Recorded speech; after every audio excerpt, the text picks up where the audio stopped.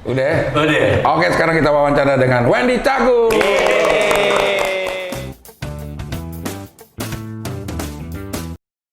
Ntar dulu nih, butuh penonton apa nggak? Gue suruh masuk nih. Nggak usah. Nggak usah. Ini cukup. Terima kasih TV-nya udah Oh, iya. jadi wallpaper. Iya. Gede banget lagi TV-nya. Enggak, asal jadi bawa balik aman, Cing. Iya. Ya kan kalau mentok-mentok bayar sekolah kan masih bisa dibantu. Itu, Cing. Tahu Anaknya sendiri. Pak Wendy ini sama sekolahnya sama anak gue, jadi Iya. kita termasuk PUMG lah, Iya. Persatuan Orang Tua Murid. Gokil nih. Minta diskon tapi nggak bisa ya. Iya. Online. Iya. Sehat tapi Pak Wendy. Sehat, ya? Cing. Alhamdulillah, Cing. Terima kasih udah datang. Ya, terima kasih juga udah bisa menyempatkan waktunya untuk diwawancara, Pak. Apa yang mau gue tanyain kira-kira? Lah kan lu yang datang. Lu dong yang harusnya nanya gitu. Iya. Gue berarti nggak bisa ngedengerin suara pesawat nih, Cing ya. Nggak ada ya? Enggak. Oh, sama. Nasib kita sama. Pondok Cabe? Iya. Oke, kita. Enggak dari tempat lu juga ini kayaknya. Halim. Dari Halim juga. Kedengeran? Iya. Kalau kita syuting kan ada konten gue namanya Warbun tuh yang sketsaan. di sini. Itu pasti pesawat lewat tuh. Kita freeze dulu. Makanya banyak yang komentar juga. Lah, itu rumahnya Bang Wendy, kantor Bang Wendy dekat ya sama rumahnya Cing Abdel gitu. Dibikin satu landasan kayak kita ya. Gitu. Iya. Sekarang apaan reguler? Brownies Reguler masih? brownies dong, Cing. Oh, setiap hari tapi ya? Setiap hari Senin sampai Jumat. Senin sampai Jumat berarti nggak tiap hari dong. Cuman 5 hari. Kalau tiap hari Senin sampai Minggu. Iya, tapi kan tetap Senin sampai Jumat itu kan nama hari, Cing. Iya. Bukan tiap bulan. Oh, ya? iya. Bukan satu kan bukan bulan satu. Bulan Nggak satu, dong. bulan Hari satu. kan? Iya. Berantem kita, Cing. Enggak dong, jangan dong. Iya. Wen, lo tuh masuk Cagur karena Narji keluar Narji keluar karena lo masuk Cagur atau lo masuk Cagur karena Narji keluar? Gimana sih? Kok Narji beduk. Pantesan lo bingung. Gue bilang, enggak, makanya gue bingung. Wah, ini satir banget nih orang gitu kan. Iya, gila. Salah pertanyaan. Oh, enggak. Salah pertanyaan. Lo keluar di Cagur karena lo masuk beduk keluar atau karena beduk keluar lo masuk? Beduk keluar dulu, Cing. Baru gue masuk. Jadi sempat berdua dulu. Pernah, sempat berdua mereka. Dan bahkan mereka sempat mengaudisi secara tidak langsung penggantinya Bedu, Cing. Dan itu justru nama-nama besar kayak Bang Komeng, kayak terus beberapa nama artis kayak Sahrul Gunawan dan segala macam yang gua tahu ya gitu. Maksudnya mengaudisinya akhirnya ketika Bedu keluar dari Cagur, chatting pada saat itu tetap berjalan, tapi bintang tamunya tuh ganti-ganti tuh, Cing. Sambil nyari, Cing. Nah, kalau gua justru malah bisa dibilang awal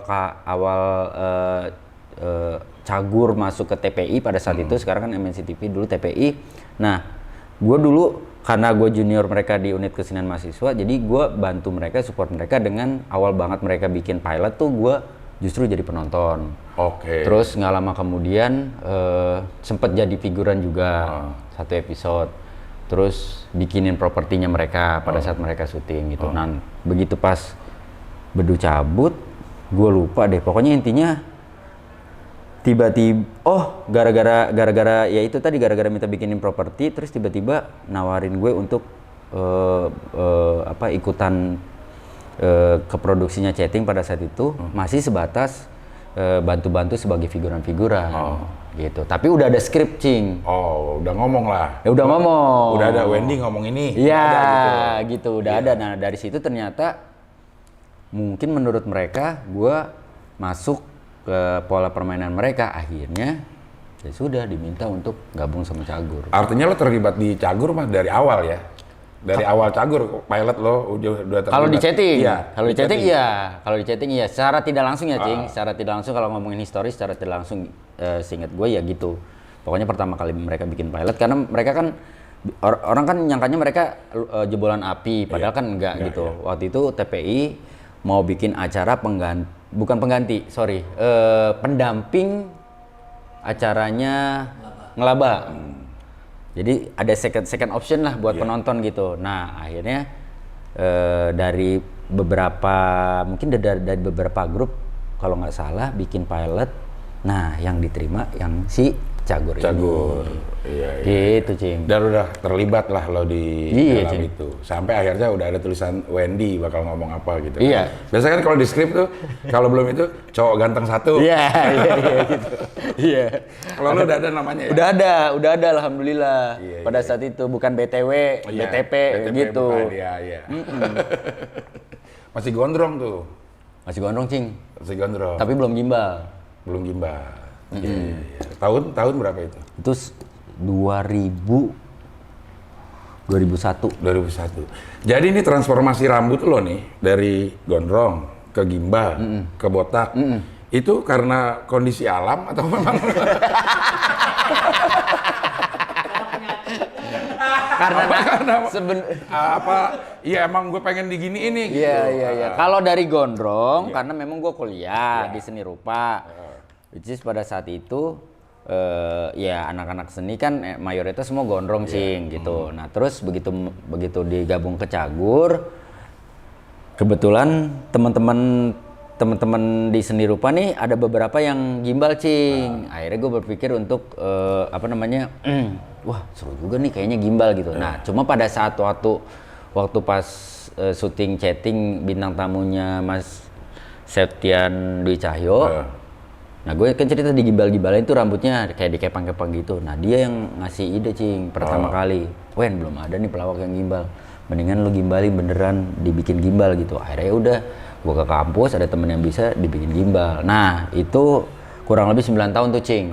Gimbal Gimbal sampai akhirnya gara-gara gimbal habis lah Cing. kok bisa? Maksudnya itu emang gimbal membuat pertumbuhan nggak bagus? Karena basicnya nggak usah ketawa anjing. Karena Kenapa nih ketahuan aja? iya emang kurang ajar emang. Iya. Ya, udah penonton bukan bayaran ngatain lagi. Jadi Enggak, dia ketawa ngenyek masalahnya. iya emang Bukan ketawa seneng karena iya, bener. materi lucu, Iya, bukan. bukan ketawangannya emang Iya. anjing. Nah, si gimbal itu jadi mayoritas ketika lo gimbal sebenarnya emang dia akan narik Cing. Dia akan narik rambut lo karena kan kalau gimbal tuh dia cuma anggaplah dalam satu batang segini nih lu ambil 50 helai rambut lu untuk menahan seberat ini. Oke. Nah, dari 50 ini kan juga lama-lama dia akan rentan Cing karena berat. Apalagi pada saat rambut itu makin panjang. Terus kedua pada saat kita sampoan Cing. Itu susah Cing. Gua kalau sampoan waktu zaman gimbal pakai tai. Pakai sampo motor ya tahu. Buat jari-jarinya. Sama motor kan ada yang khusus jari-jari. Iya ada sih Cing, tapi nggak pakai itu juga Cing. Ya bersih ke kulit itu mah Cing. Buat bersih gimana sih? Nah cuma jauh lebih ribet daripada cewek sebenarnya. Karena pada saat gue sampoan itu air akan tetap ada di rambut gue yang gimbalnya itu. Jadi memang harus pakai handuk, dilipat dulu, diperes, tunggu sekitar 1 jam baru dipakein hair dryer. Udah pakai hair dryer juga masih kalau lu tekan gitu masih ada sisa-sisa air netes gitu. Jadi emang sebenarnya PR banget, cuman karena memang waktu itu masih jadi trademark gua, jadi gua berpikir ya sudahlah ya gitu. Gua jalanin. Yang berat itu ketika gua jadi Inul, Cing. Itu sempat fenomenal juga itu. Iya, gua sempat jadi Inul. Nah, cuma itu kesiksa, Cing, karena gua pakai wig, Cing. Udah rambut gua gimbal, gua harus pakai wig. Jadi itu sakitnya luar biasa karena gua harus ngiket rambut gimbal gua, nutupin supaya akhirnya masuk itu wig. Ketutup dan itu ketariknya kenceng. Wignya gimbal juga? Iya gimbal. Terus percuma dong gua pakai wig. Kalau udah rambut gimbal ya udah pakai rambut aja. Untung waktu itu Inul nggak gimbal. Iya. Kalau Inul gimbal dia 2 kali rugi tuh udah. Ya kan nggak usah. Ngapain gua pakai wig kan gua udah gimbal. Ini yang gua hindari nih. Kalau gua ngobrol sama Cing begini nih. Cuma mau bolak-balik kata doang tapi ngeselin. Udah tuh gimbal akhirnya 9 tahun lo kegiatan lo tuh setiap hari keramasnya atau hampir tiap hari Cing, hampir tiap hari. Cuma maksud gua ya karena kan keringet Cing. Keringet itu ngaruh banget sama kesehatan dari kulit kepala. Mayoritas, bahkan gue dulu sempat denger rumor kalau orang-orang ada selalu ditakut-takutin gitu, hati-hati lu kalau gimbal, kalau lu nggak bisa ngerawat rambut lu, itu bisa ada yang misalkan nih luka. Bukan luka, gatel lah namanya, keringetan. Digaruk-garuk, nah pas digaruk-garuk tuh luka nih, Cing. Pas luka, nah itu kutu masuk tuh ke dalam tuh. Jadi begitu pas tiba-tiba udah ada yang benjolan segala macem. Nah ini gue diceritain, nggak tahu bener atau enggak gitu ya. Pas diceritain, begitu digunting, kayak kecabut gitu, keluar kutu, Cing, gitu. Wah itu awal-awal gue sempet yang worry banget buat gimbal gitu. Cuma karena gue ngerawatnya lumayan rajin, ya udah akhirnya alhamdulillah sih kulit kepala gue aman-aman aja. Cuman memang akhirnya kebotakannya jadi parah banget. Jadi cuma di bagian sini doang nih, Cing. Di tengah itu. Di tengah doang gitu. Tadi gue pengen minta agak minggir di sini cuma nggak bisa juga kan. Karena rambut gue tipis, Cing. Kayak gitu. titik kumpul gitu. Iya. Iya. Itu Lo mah nasib itu. Nasib. Itu gen katanya itu udah genetik udah susah gitu. Akhirnya lo memutuskan botak. Botak, Cing. Tahun berapa lo memutuskan botak itu? Nggak langsung botak sih, Cing. Waktu nikah istri malah nggak mau gue potong rambut gue yang gimbal itu karena dia takut tiba-tiba kita udah satu kamar terus tiba-tiba kaget bangun tidur, lah kok lu nggak gimbal gitu kan. Gitu kan. Ya gue juga takut gitu sih, Cing. Karena kan gue takutnya begitu gue potong pas bangun tidur dia kaget ngeliat gue nggak gimbal, gue kaget ngeliat dia gimbal gitu kan. Ini siapa ya gitu kan, takutnya ketukar. Akhirnya ya udah. Tapi Mbak Surip, wah. Anjir. Terus tidur bawa gitar gitu, sama kopi di sebelah. Kira udah bangun, dia tidur lagi. Iya, nggak selesai dong. Kan bangun tidur lagi. Minta digendong lagi kemana-mana. Akhirnya gue anjir itu. Nah terus akhirnya tawa dia mah. Tawa nggak ngerti dia.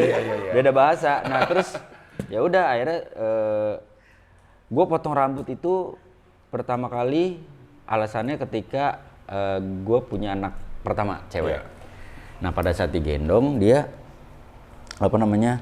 keganggu sama rambut gue itu, Cing, karena kan gatel, tajam-tajam kena muka gitu, jadi kayak alergi dan segala macem. Udah gue daripada nggak bisa gendong anak gue, akhirnya gue mutusin untuk motong rambut gue.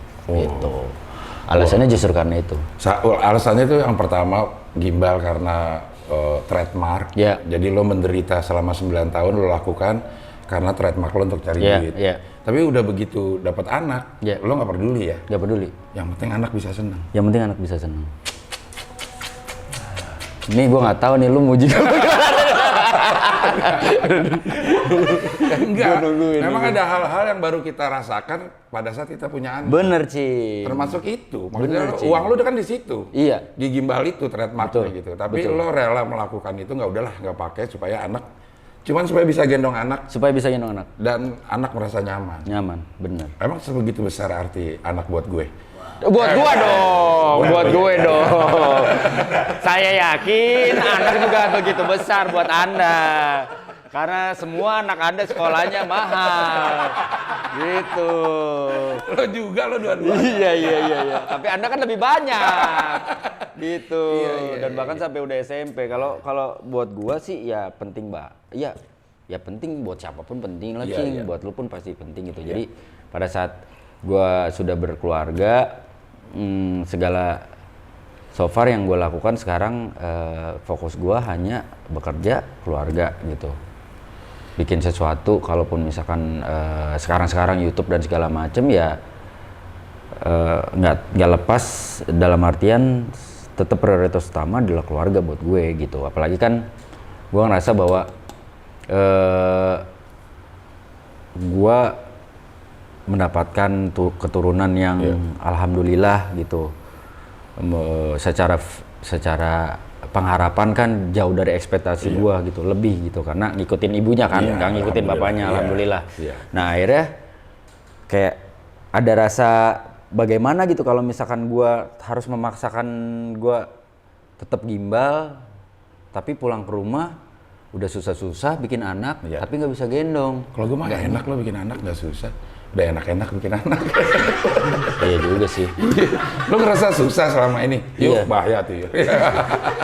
Emang agak Ternyata susah. dia merasa Emang agak susah perjuangannya, Cing. Oh, Karena kan tempat tidur kita tingkat. Jadi istri gua di atas, gua di bawah. Jadi kalau mau gimana? Woi, gimana gitu. Kodenya agak susah gitu. Susahnya karena pernah keguguran, Benar, Cing. ya, oke. Waktu Ya, itu.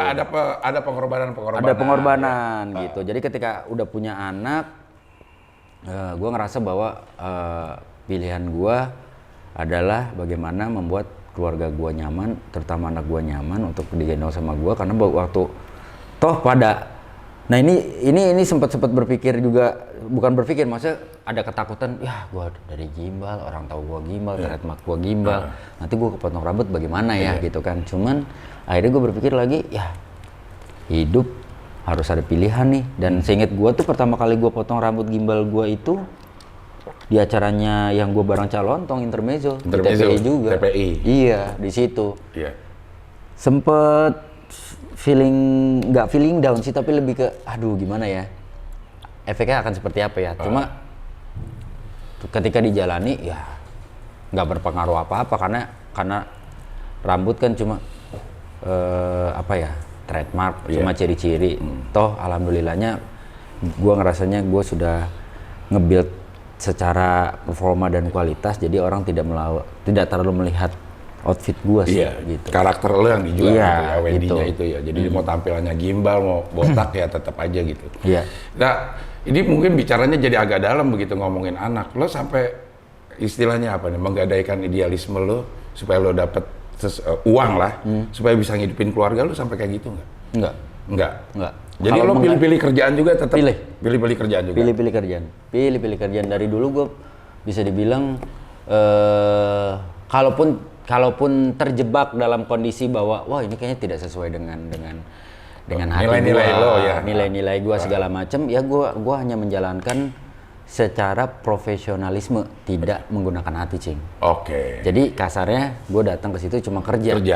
Bukan ketemu sama keluarga, bukan ketemu sama tim, bukan ketemu sama orang-orang yang bersenang-senang bareng sama gue gitu. Jadi gue cuma kerja. Jadi ibaratnya ya udah, gue tidak ada keinginan untuk nge-build acara itu, tidak ada keinginan untuk kayaknya harusnya bagusnya dibikin ini deh, dibikin ini. Kalau gue hanya sebatas kerja, gue ya udah sebatas dikasih skrip, ngelakuin apa yang diminta sama skrip. Selama itu pun menurut gue masih dalam batas toleransi lo ya? Ya, batas toleransi. Tapi kalau misalkan makin kesini sih gue makin picky dalam memilih pekerjaan. Artinya karena gue juga memang ya balik lagi lebih ke arah gue sekarang udah punya anak yang mereka akan menonton gue ngapain, dan mungkin suatu saat mereka akan bertanya apakah pekerjaan gue ini benar adanya atau tidak gitu kan. Karena ada satu waktu gue sempat ada kerjaan, terus tiba-tiba anak gue, di pekerjaan itu tiba-tiba gue harus ikut realitian lah dalam tanda kutip. Sementara dari awal gue udah nolak, gue nggak mau, gue cuma pengen ngelawak, part gue komedi aja.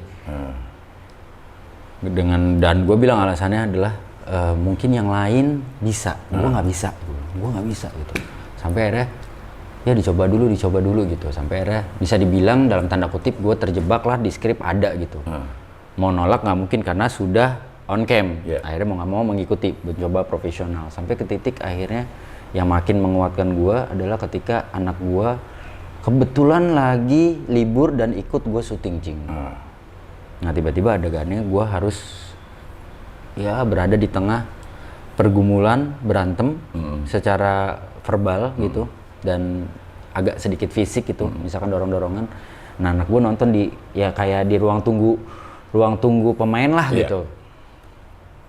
Nah begitu gue balik ke selesai pas commercial break, asisten gue cerita kalau anak gue nanya si Kauki itu, Om itu beneran ya? Kenapa dek?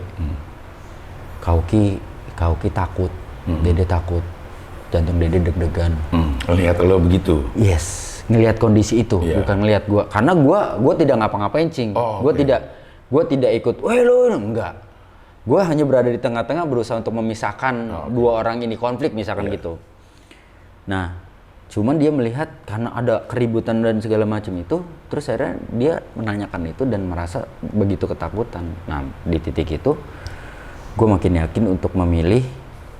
Akhirnya gue menghubungi manajer gue untuk bilang, gue sekali lagi gue tekanin, gue cuma mau terlibat di part komedinya aja. Tapi kalau misalkan di part begituannya, realitian dan segala macem, sampai ada lagi dan gue nggak tahu, bukan nggak tahu, gue tiba-tiba harus main itu. Jangan salahin gue kalau gue walk out. Nah itu menurut gue titik tertinggi teguran dari orang yang gue sayang, yang sebenarnya di satu sisi juga mengingatkan gue untuk nggak keluar track dari apa yang selama ini gue coba lakukan sih, Jing. Gitu. Iya, karena komedi, maksudnya lo besar di komedi yang memang apa namanya ya, koridor komedi sebenarnya. Iya, gitu, Cing. Ya? Iya, Cing. Ya, kalau pengen membuat kelucuan yang memang kita niatin gitu. Betul. Gitu ya, ada kalau anak stand up itu ada setupnya, ada punchline-nya yang kita bikin. Bener, gitu ya. bener. Kalau ya sorry itu nih, Cing, maksudnya ya kan setiap orang berhak untuk mengeluarkan statement berdasarkan apa yang dialami gitu. Gue kayak gue misalkan gitu dengan yang namanya prank gitu. Buat gue nggak ada masalah prank, tapi prank sesungguhnya prank ya. Artinya prank yang sekarang aja dibilang istilahnya prank. Kalau kita mah, bahasa kita mah usil iseng, jahil. Tapi lu sejail-jail lu kan pasti lu pikirin, Cing. Gimana nih si Wendy sampai nggak tahu kalau misalkan celananya gua taruh cabe. Kan lu pikirin. Nah, tapi kan dari situ sisi kreatifnya muncul. Bukan pada akhirnya membuat lu karena kebutuhan konten akhirnya mensahkan segala hal dan akhirnya jadi yang kayak karena ini komoditi, ya udahlah gue misalkan gue mau datang surprise buat lo, tapi akhirnya lo dikasih tahu kalau misalkan gue bakalan datang, itu kan bukan surprise dan mau ngerjain orang. Makanya ketika sekarang tiba-tiba ada orang yang bikin cuma siapa itu namanya gue lupa gitu, yang jamet-jamet yang bikin kamu kena prank. Kamu berdosa banget. Itu menurut gue satirnya luar biasa. Iya. Keren banget gitu. Cuma maksud gue ya gitu. Gue dulu juga pernah awal-awal karir gue juga pernah ada acara kayak gitu. Cuma gue saking emang nggak bisanya ya, Cing. Misalkan gue datang ke rumah lo nih, gue tahu misalkan lo nggak suka topeng monyet. Cerita kita ngobrol-ngobrol. Lo bawa temon. Gue pengen ngomong gak enak nih, tapi kalau temen yang ngomong kan maaf nih, Om Temon, maaf nih, aneh gak ngomong apa-apa gitu kan. Nah akhirnya gue bawa tuh si Temon, topeng monyetnya, ya kan, lu kaget, lu takut, padahal lu udah tahu. Nah ini tuh bisa tuh, Cing, misalkan nih depan lu nih, ini kamera di sini kan, kaget ya, gue keluar tuh belakang kamera, nggak tahu nih jadi tepang tuh. Terus gue balik lagi ke depan kamera. Cing, maaf ya Cing ya, maaf. Belakang kamera lagi. Nggak nerima ya? Hati lo nggak nerima, iya. Gue nggak nerima, Cing. Iya. Jadi makin di sini sih, gue ngerasa bahwa ya setiap orang sih punya pilihan. Dan gue tidak menyalahkan, maksud gue tidak menyalahkan pilihan lo. Cuma lo juga nggak boleh memaksain pilihan gua dong. Iya. Nah sampai sejauh itu lo sekarang sih udah lumayan bisa ya. Dan sebenarnya dari dulu, Cing. Sebenarnya dari dulu. Cuma maksud gua kalau awal-awal yang tadi cerita kayak gitu-gitu, itu yang makin kayak, kayaknya memang apa ya, kayak rules gua tuh bukan di sini gitu. Kalau misalkan kayak gua aja gini. Kadang-kadang kalau ada dalam satu acara, tiba-tiba ada orang yang mau bikin kejutan buat gua gitu. Itu kalau misalkan sampai krunya ngebocorin tanpa dia sadari, itu gua suka kesel sendiri. Gua kenapa gua harus denger sih emak gua bakal datang. Misalkan bocoran di HT lu krunya gitu. Lu lagi ngobrol sama gua lagi briefing tiba-tiba masuk tuh di HT. Nyokapnya Wendy udah nyampe di parkiran ya. Dan kita lagi ngobrol, awkward, Cing. Iya. Ini gue harus gimana nih? Iya. Mau nggak mau kan gue harus mencoba profesional. Gue tidak mau merusak apa yang lo sudah buat sebagai tim kreatif. Gitu. Tapi kan kalau ngomongin hati, Ya, lu harusnya lu berakting dah. Iya. Sih. Iya. Mau nggak mau akhirnya gue harus berakting. Iya. Tapi kalau ditanya dari hati, emang gue nggak bisa, Cing. Maksud gue ya pattern gue, apa yang gue jalani dari dulu sebelum gue masuk cagur segala macem ya bercanda gitu, maksudnya berkomedi gitu. Dengan apa yang gue pelajari, jadi bukan kalau sekarang kan mayoritas semua acara variety balutannya komedi gitu loh, bukan yang acara komedi beneran. Acara komedi beneran. Iya. Ya hampir mungkin karena semua acara sekarang udah masuk kayak siaran radio lah ya, gue ngerasain. Dulu gue siaran di radio SK, radio humor gitu. Tapi sekarang menurut gue udah nggak relevan lagi kalau kita bikin radio humor, karena semua radio penyiarnya udah bercanda. Betul. Nah mungkin sekarang TV juga kayak gitu ya. Semua acaranya udah ada masuk bumbu komedi, mungkin berita doang yang nggak dimasukin bumbu komedi gitu. Betul. Sehingga acara kayak chatting, ngelaba, bakso itu sulit. Karena udah komedi semua. Nah, lo sekarang nih lihat kalau perkembangan komedi lo termasuk yang ngalamin masa jayanya Lawak Group gitu. Bahkan lo ada di situ gitu. Sampai kemudian nih kalau kita bisa lihat ini lagi masa ngedropnya Lawak Group, Lawak konvensional. Yeah. Masuk stand up comedy. Nah, lo menyikapinya itu gimana? Apa? Di depan ini nyawa. Kayak copot deh. Oh, fuck. Shit, maaf.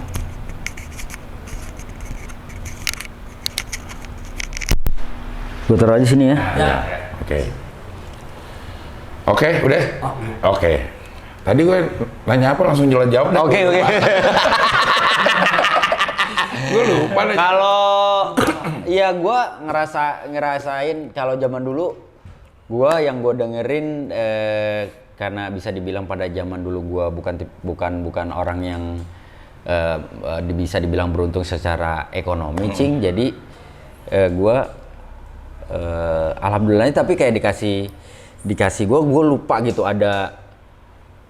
Nah, ini nih hebatnya. Tiba-tiba nyala sendiri. Padahal dipencet ya? Iya, udah diomongin dong. Gue baru mau ngebil kadang-kadang ini.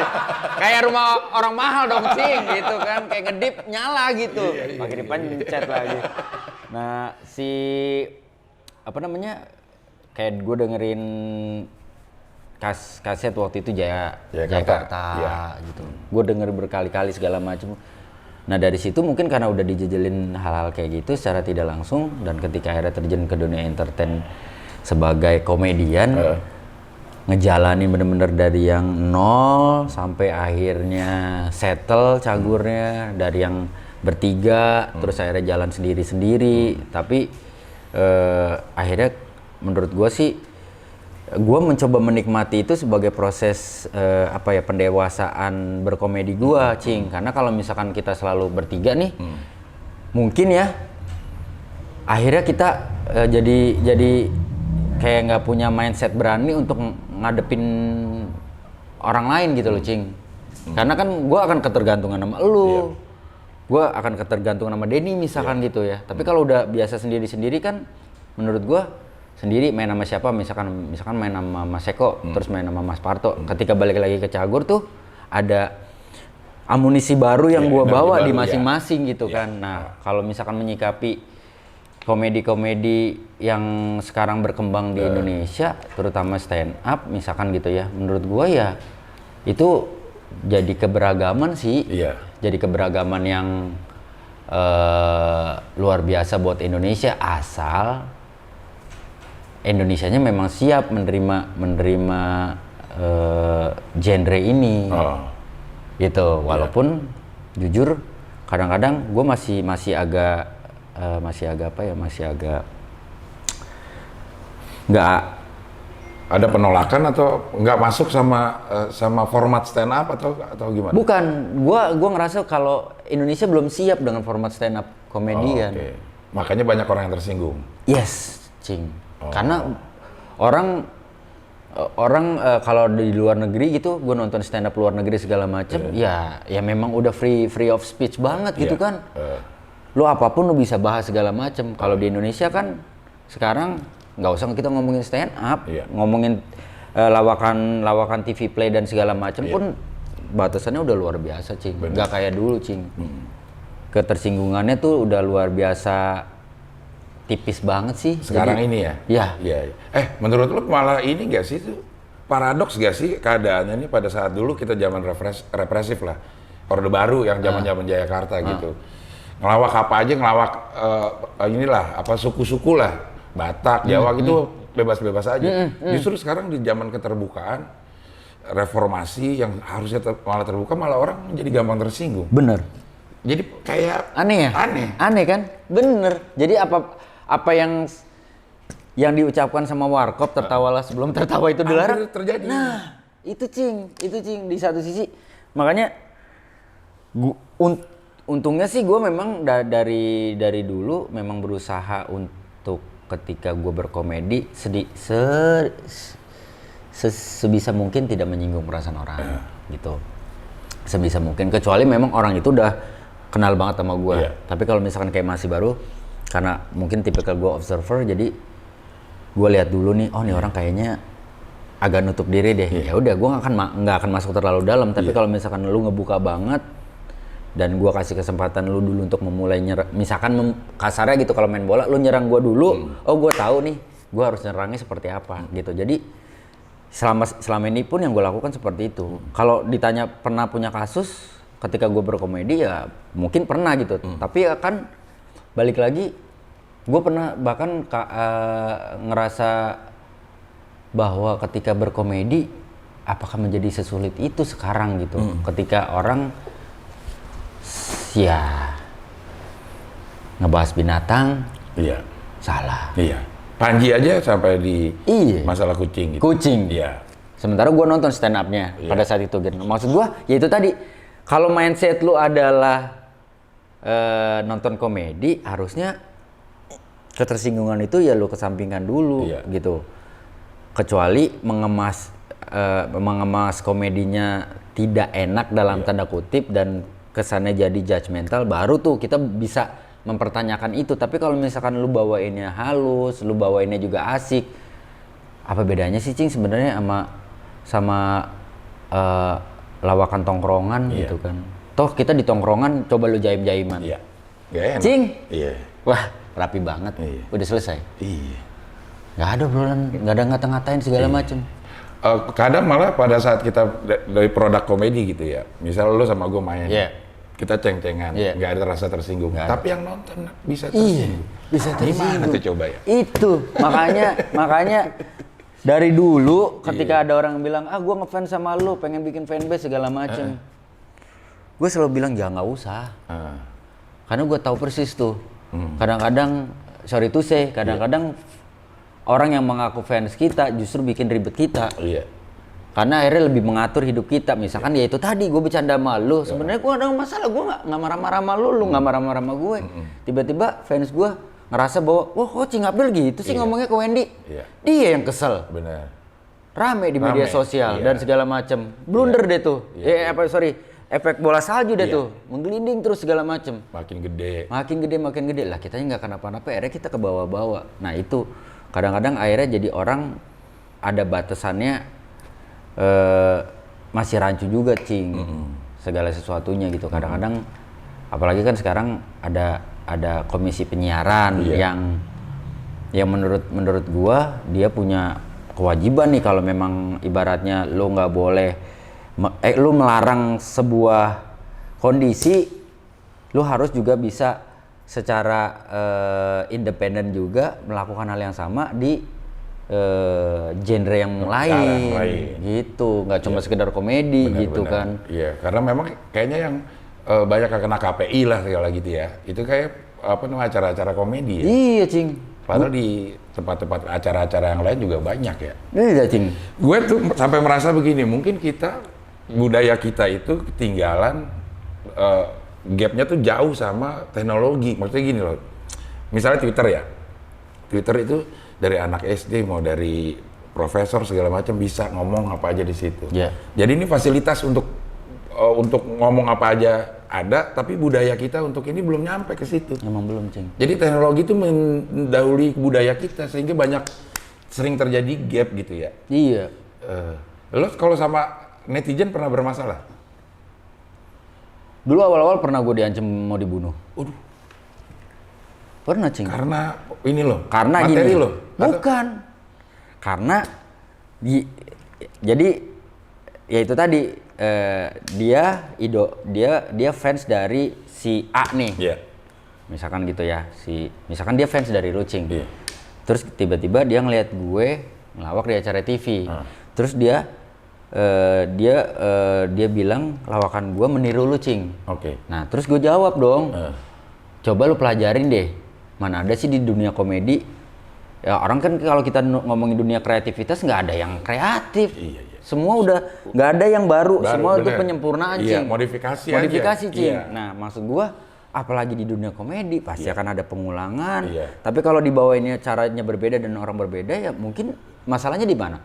Orang nggak ada hak paten kok secara komedi gitu. Jadi gue balas gitu aja. Lah, coba lu lihat tuh idola lu si Cing Abdel emang dia nggak niru orang. Iya. Terus dia marah-marah segala macam. Wow, terus gue bilang, ya udah deh daripada ribut, mendingan kita ketemuan, kita ngobrol baik-baik, gue bilang gitu. Terus tiba-tiba dia bilang, udah nggak usah ngajakin ketemuan di mana lah segala macam. Udah lu kasih tahu alamat lu siapin lobang, gua bunuh lu sama keluarga lu, gua masukin ke lubang situ. Itu gua udah capture tuh, Cing. Gua udah capture, terus gua cerita ke Kang Ferry Mariadi waktu itu. Begitu gua cerita ke Kang Ferry Mariadi, dia bilang, lu kayak orang tolol kan, ngapain? Ngeladenin? Iya, maksudnya lu ngapain lu ladenin? Tapi kan gua udah emosi banget karena udah bawa keluarga, Cing. Enggak, Kang, gini. Aduh ya Allah, udahlah. Bukan waktunya kita ngeladenin orang-orang kayak gitu. Ngabisin waktu dan segala macam ini itu segala macam gitu. Oh. Udah tuh, dari situ gua reda. Tapi gue liatin lagi tuh Twitternya, udah hilang tuh, Cing. Nah, dari situ pendewasaan juga buat gua akhirnya. Kalau dulu gua kadang-kadang kalau masih kayak emosi tuh gue balesin tuh, Cing. Wah, gue sikat.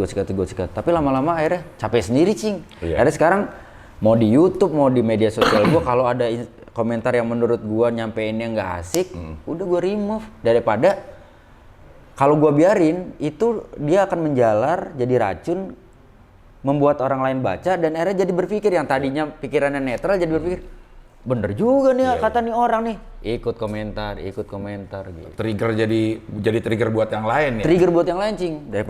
Daripada ngotorin rumah gua, mendingan gua sapuin. Iya benar. Walaupun sapunya gua minjem sama tuh orang. Nah, kotor juga dong. Iya, kotor juga akhirnya tuh. Makanya gue kalau di media sosial itu komentar-komentar itu gue nggak pernah gue pikirin sama sekali.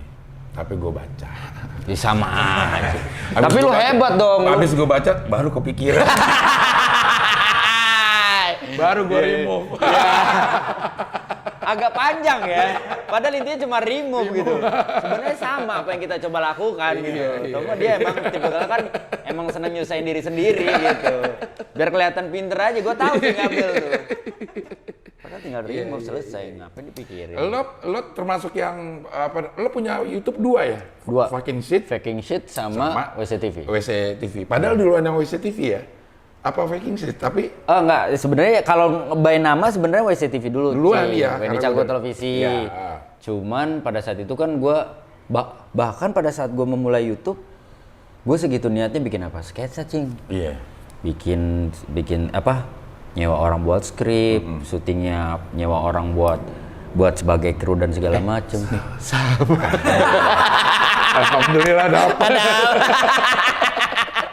Lo beruntung pokoknya, Cing, kalau di sini. Makanya kita dibilang tetanggaan, pasti lewat gue bilang. Karena ini emang dekat Halim. Deket. 9 bulan. Akhirnya denger tuh kata-kata. Iya, dapat di tempat gua. Halim 9 bulan. Keywordnya itu. Iya. Jadi kalau lo serius melakukan itu waktu WCTV? Pada saat itu iya. Iya. Iya, sampai sekarang pun iya. Cuma maksudnya, cuma waktu itu gue kan baru di YouTube tuh, Cing. Tapi emang based on gue pikir komedi, gue sosokan gue jadi director, bikin sketsa dan segala macem, bla bla bla. Kagak ada yang nonton, Cing. Mungkin juga karena ya gue baru gitu. Iya. Atau emang itu bukan konsumsi YouTube? Mungkin. Apa namanya konten-konten yang seperti itu? Pada saat itu gue nggak ngerti ya. Pada saat itu. Nah akhirnya gue one time tiba-tiba ketemu satu titik gue dipertemukan sama orang yang ngejorokin gue untuk gambar graffiti pakai kaleng. Nah dari situ berubah tuh. Gue rubah nama dari Wendy Cagur jadi Faking Shit. Alter ego gue di gambar dan segala macem. Nah, gue bikin satu lagi supaya tidak merusak si Faking Shit ini. Kalau Faking Shit ini berarti kan cuma berkarya dalam gambar aja udah. Gue bikin yang satu lagi nih. Awalnya namanya The Armokos, nama gue kan. Maksudnya konten family. Gue coba cing, ngevlog segala macem. Bukan karena nggak ada viewer sih, guanya nggak bisa. Karena apa ya cing? Kurang nyaman menampilkan privasi lo. Iya cing. Oke, ya. Gue berusaha ya awal-awal kan jadi gini, ada orang yang bilang bahwa gini, tapi itu works, makanya gue bilang mungkin itu lu bikin itu lu works buat lu, tapi bukan buat gue mungkin nggak works. Lu bikin vlog keluarga, lu tahu apa yang lu mau sampaikan dan goals lu tahu apa. Gue tuh nggak ada ke situ cing. Jadi gue ngerasa pernah satu titik dari yang megang kamera sendiri sampai rada kru, ya udah kalau ibarat kata gue jalan-jalan, gue nggak perlu lagi mikirin gue megang kamera dan segala macem. Cuma memang berjalannya waktu ketika gue bikin konten keluarga itu Darmokos itu sebelum berubah nama jadi Wendy Cagur Televisi lagi, kayak jalan nih, misalkan ke Jogja naik kereta gitu cing, udah naik nih kita nih, cik, udah masuk ke gerbong, tiba-tiba kru gue, Pak belum opening, udah nggak usah. Iya. Udah, ntar aja dulu openingnya cari di mana kayak gitu. Jadi ditambah lagi begitu tiba-tiba gue jalan sama anak gue bawa kamera, mau beli mainan doang gitu kan. Kita udah toko mainan, terus tiba-tiba gue kayak sekian detik, anjrit, momentum gue kok hilang sama anak gue, fokus gue ke kamera bukan ke anak gue. Udah dari situ gue berpikir untuk nggak bikin vlog. Tapi karena sometimes juga jujur sih kadang-kadang ketika vlog-vlog yang sebelumnya gitu pas gue jalan atau ada acara apa segala macam, ketika kita nonton lagi sekarang emang kerasa kayaknya kadang-kadang butuh cing, tapi butuhnya lebih ke arah bahwa bukan mengekspos segala kegiatan kita ya cing, tapi lebih ke arah momentum aja. Jadi sama aja kayak file besar kita, dokumentasi keluarga cing. Ulang tahun Audi sekian, ulang tahun Kauki sekian, terus pas jalan-jalan ada cerita ini cerita itu segala macam. Nah akhirnya gue twistnya awal-awal sebelum berubah, akhirnya gue rubah jadi Wendy Cagur Televisi lagi. Gue bikin tuh sitkom sama istri gue, sama anak-anak gue, sama asisten rumah tangga gue, sama sopir gue tulis. Tapi dari situ memang akhirnya gue emang konseptor cing, nggak bisa yang bikin sesuatu. Bikin ntar jadi gimana aja, nggak bisa lo tuh. Nggak bisa cing. Gue emang harus pikirin kayak lu mau bikin konten ini, lu harus pikirin kayak gue pikirin. Misalkan jumlah hadiahnya harus segini ya, ada nominalnya harus turun begini, karena ini begini, gue tuh gitu cing. Nah jadi akhirnya ya udah dari situ penontonnya juga nggak terlalu. Gue bikin sitkom yang effortnya luar biasa, penontonnya kalah cing sama gue belanja bulanan. Iya.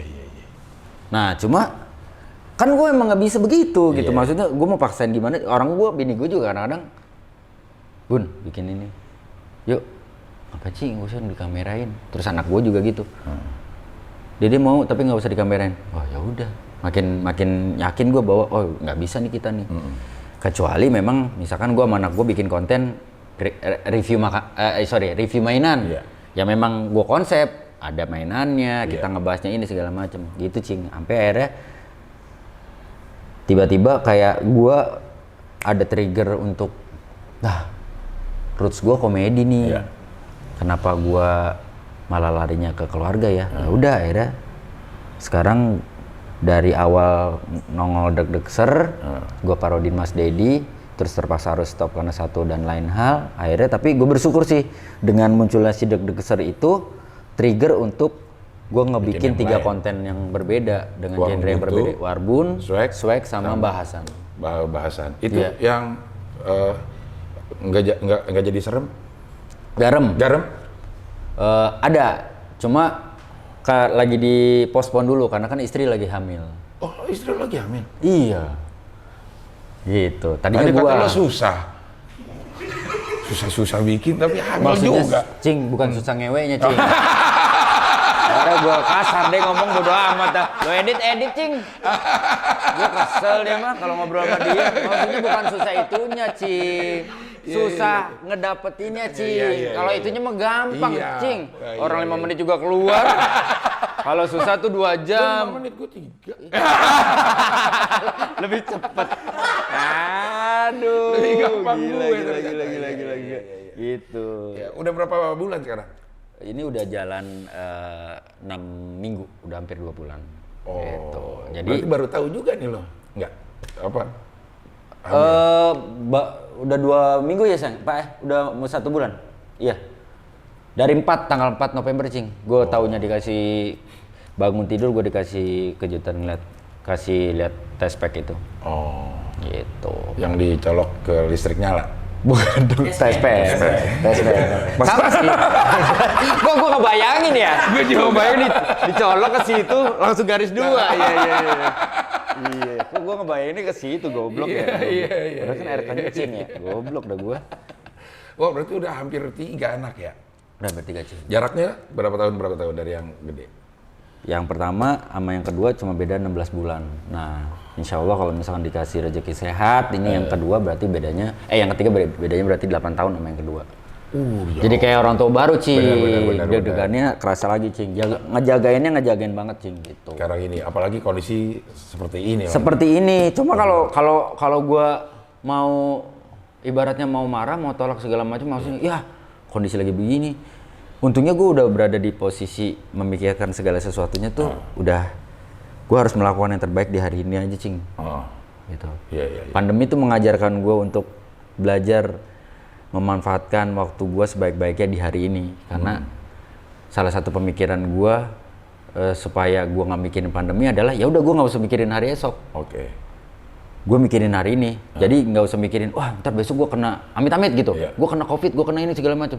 Nah itu kan berarti lu mikirin besok, mikirin hari ini aja supaya lu nggak kena covid gitu, mikirin hari ini aja supaya kerjaan lu bener, mikirin hari ini aja supaya lu punya kasih manfaat apa nih buat orang-orang yang ada di sekitar lu. Gitu. Jadi mindset gue segitu, dan begitu dikasih tahu kalau istri gue hamil, gue malah yang wah alhamdulillah, udah gue percaya Allah pasti ada jalan buat gue. Tadi sempat ngobrol-ngobrol gue sebelum ini on, ternyata Wendy overthinking gue, Cing. Berarti di pandemi ini seharusnya lo bingung, amat sangat bingung awal-awalnya? Awal-awal ya, tapi cuma karena memang gue udah didiagnosa sama dokter dari awal kalau gue overthinking, sangat mudah kena panic attack, terus juga akhirnya menyebabkan gue asam lambung gampang kambuh. Itu kan salah satunya karena overthinking. Ajis dong? Ajis iya, tapi Ajis lebih parah daripada gua, Cing. Kalau gua mentalnya masih, kalau gua kena asam lambung tuh gua seminggu paling maksimal gua kena obat. Setelah itu udah, gua makan sambal lagi. Gua lawan, karena kan sebenarnya kalau kata dokter gue, itu penyebab utamanya sebenarnya bukan makanan, bukan pola hidup segala macam, tapi ini. Jadi makanya gue sering kali ketika asam lambung gue naik karena memikirkan sesuatu berlebihan, Cing. Ketika udah mentok banget gue harus ke rumah sakit, dokter gue cuma ketawa pas gue nyampe ke rumah sakit.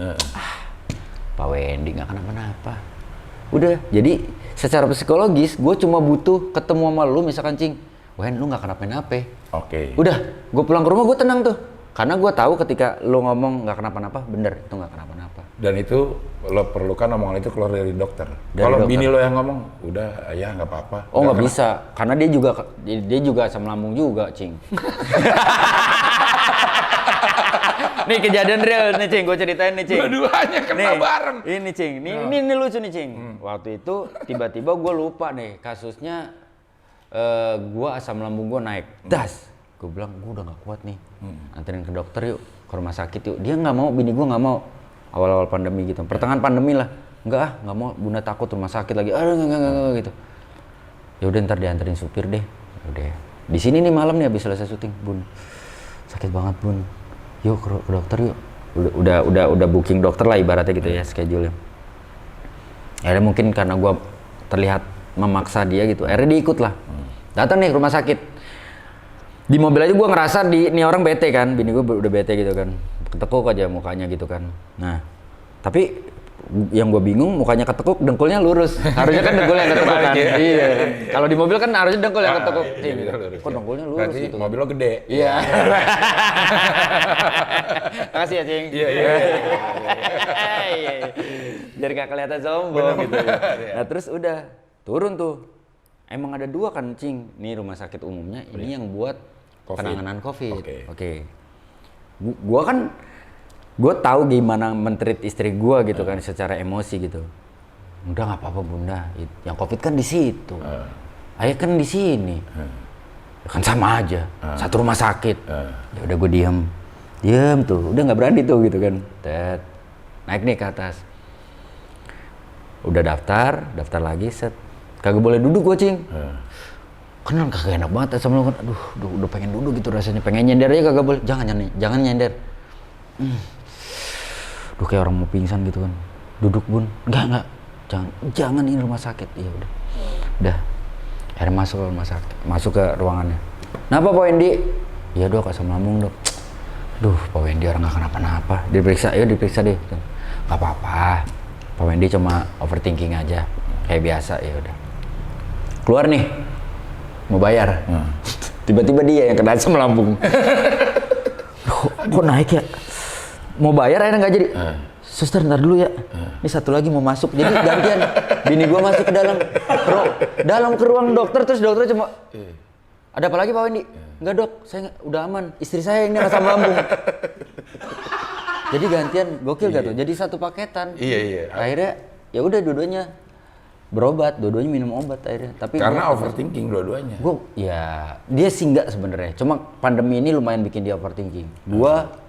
Gue dari dulu memang udah overthinking, jadi memang awal-awal pandemi lumayan kesiksa, lumayan penuh ketakutan, tapi balik lagi dari pandemi juga gue belajar bagaimana mengontrol emosi gue ketika gue sesimpelnya kayak kalau gue nggak mau pusingin kepala gue dengan masalah-masalah yang ada, ya udah lu berarti jangan cari masalah.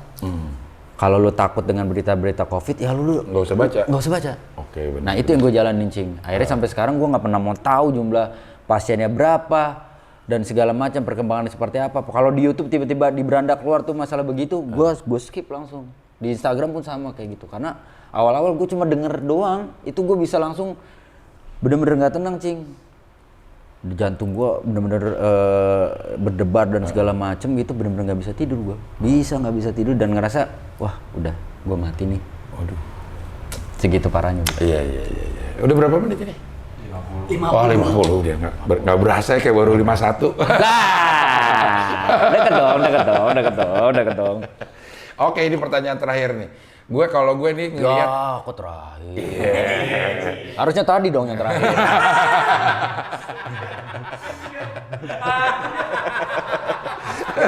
Kan dia ngeselin. Sekali-kali lah ngeselin Cing Abdel. Sekali-kali. Dia ngerasa kayak, oh dia ternyata seneng gue ajak ngobrol. Tahunya udah mikir harusnya dari tadi terakhir. Nggak, gue belum pernah lu ngobrol sama Cing Abdel. Tapi kan gue selalu ngeliat tayangan lu gitu, Cing. Maksudnya gue nonton aja kesel gitu, Cing.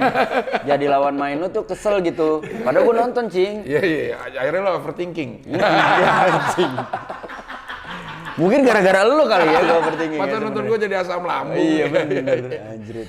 Ini gue beberapa ngobrol sama komedian. Ternyata memang cuma di tampilannya aja mereka begitu bahagia segala macam, selalu lucu. Tapi di kehidupan nyatanya banyak banget yang kayak lo nih ternyata overthinking. Yeah. Ada beberapa orang juga yang gue ini ternyata kehidupannya juga apa ya? Seakan-akan itu kalau buat lo itu apakah itu apa namanya? Katarsis lo, pelepasan lo dari hidup lo yang seperti ini atau lo berpura-pura seneng gitu. Di mana? Di komedi ini gitu.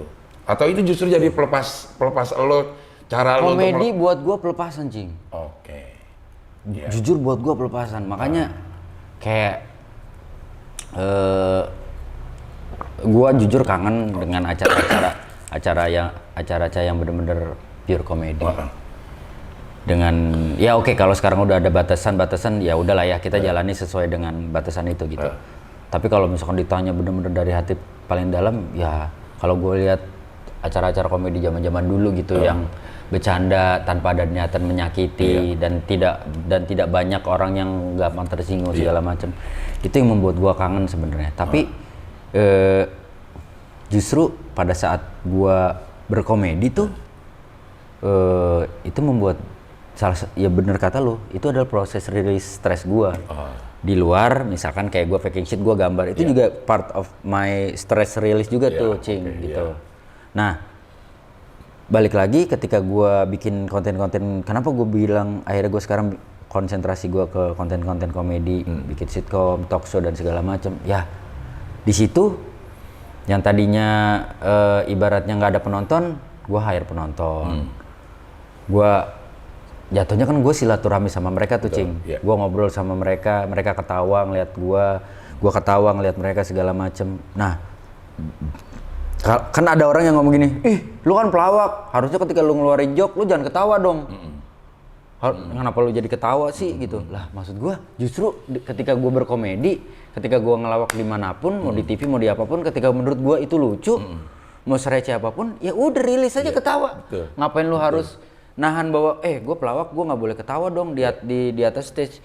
Nah buat gue, kenapa akhirnya gue ngerasa bahwa ketika gue ngelawak itu adalah bagian yang menyenangkan buat gue, karena dari dulu pun gue tuh udah ada kayak adrenalin tersendiri, Cing, dari zaman gue sekolah ketika tiba-tiba gue melakukan sesuatu membuat teman-teman gue tertawa dan segala macem. Energinya ke kita ya? Energinya ke kita, Cing. Iya, bener, gitu. Dan itu buat gue energi banget. Makanya di rumah gue juga nggak mau yang tegang-tegang, mau sama anak gue, mau sama istri gue dan sama asisten rumah tangga segala macam. Ya sebisa mungkin gue bawa semuanya fun. Tapi kalau misalkan tiba-tiba gue ada ya nggak mungkin dong kita bawa semua masalah dibawa seneng-seneng gitu. Pasti ada masalah yang berat. Nah itu yang membuat gue overthinking. Nah gue butuh refreshing otak gue dengan cara ya berkomedi. Gitu.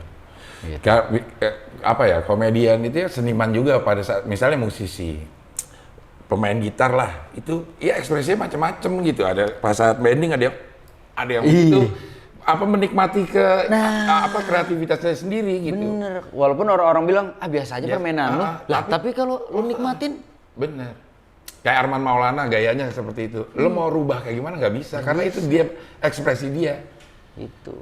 Iya. Kita juga berhak ya sebagai orang yang punya produk itu untuk menikmati itu gitu. Iya dong. Kan termasuk lawak. Betul. Apalagi misalkan lu nih, lu kayak tadi misalkan lu ngeluarin joke, berharap joke itu membuat gua tertawa. Nah, ketika gua tertawa, bisa jadi lu tertawa karena ngelihat, wah anjir ini ketawa, joke gua nyampe, bahagia dong gue. Benar, itu yang terjadi. Itu maksud gue. Jadi maksud gua, itulah nikmatnya komedi menurut gua. Dan kadang-kadang sekian tahun lah, hampir 20 tahun gue terjun ke dunia komedi secara profesional gitu.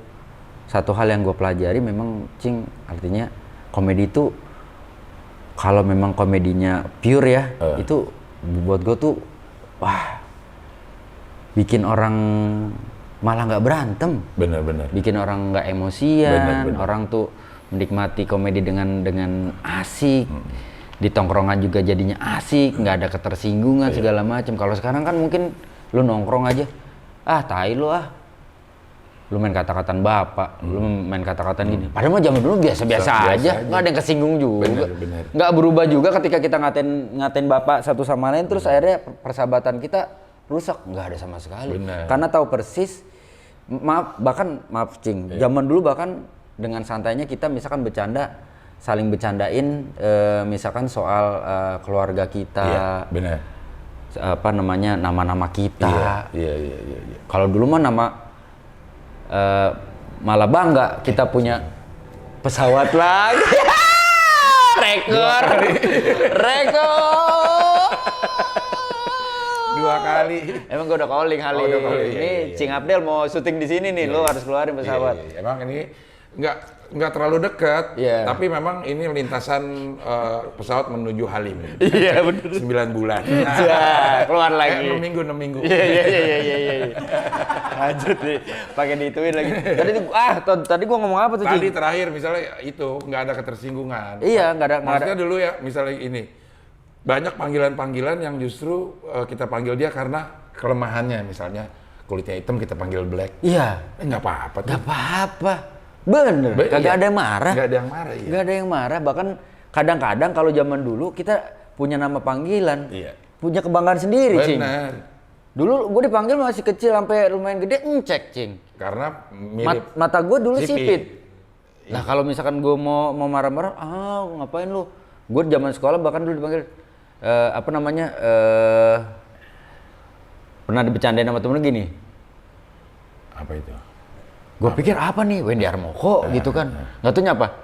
Oh, gue punya 3 pano. Jadi dulu gue waktu SD tuh suka ada pano di muka kan. Jadi kode doang, tuh ada ini nongol. Oh, si Pano 3. Si pano 3 gitu. Tapi gue nggak marah juga. Orang gue gitu. punya 4. Ditutup dengan ger. Gitu, Cing.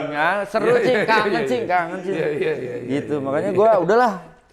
Sebisa mungkin sih ya gue tetap ngisi hari-hari gue dengan ketawa gitu. Iya. Oke lah kalau begitu, terima kasih Pak Wendy. Sama-sama, Cing sudah Abdel. menyempatkan dirinya ke sini. Mudah-mudahan istri sehat terus Amin. sampai nanti hadir putra yang ketiga. Putra atau putri, Cing? Putra atau putri ya? Iya. Ya putra atau putri. Lo udah nggak ada harapan mau apa? Yang penting sehat aja, Cing. Benar, iya. Oke, terima kasih Pak Wendy sekali lagi dan Sama-sama, kita Cing. bisa ketemu lagi nanti di tamu-tamu wawancara berikutnya.